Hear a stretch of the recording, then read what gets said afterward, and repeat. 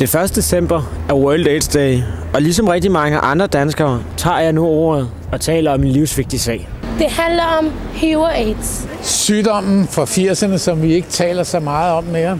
Måske fordi vi tænker, at der ikke er stor risiko for, at det rammer nogen, som vi kender. Eller måske er det fordi, vi helst ikke vil mindes om, hvor hård en sygdom HIV i virkeligheden er.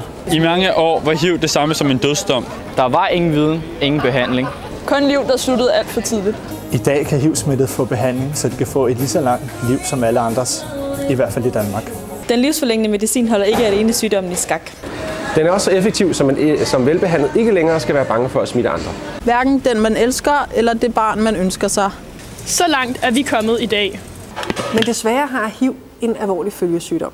Følgesygdommen hedder HIV-fobi. Altså angsten for at blive smittet i situationer, der er helt ufarlige. Og den rammer især venner, kollegaer og den nære familie. Det kan være en berøring, et knus, et kys, en rift på fingeren eller en hård tackling på fodboldbanen, der sparker usikkerheden i gang. Og når vi bliver usikre, bliver vi bange. Og når vi bliver bange, tager vi afstand. Derfor lever alt for mange HIV-smittede en isoleret tilværelse.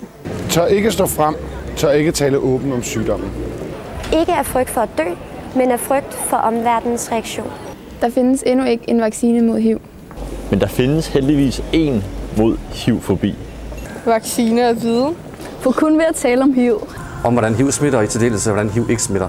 Kan vi nedbryde tvivl og usikkerhed? Det skal siges larmende højt, at HIV ikke smitter ved social kontakt. Heller ikke ved kys eller ved kærtegn. Der er ingen grund til at tage afstand. Så lad os derfor bruge World AIDS Day til at bekæmpe den ubegrundede angst for HIV, for den gør mennesker fortræd. Lad os tale HIV-fobien ihjel. Og lad os starte i dag. Tak fordi du lyttede.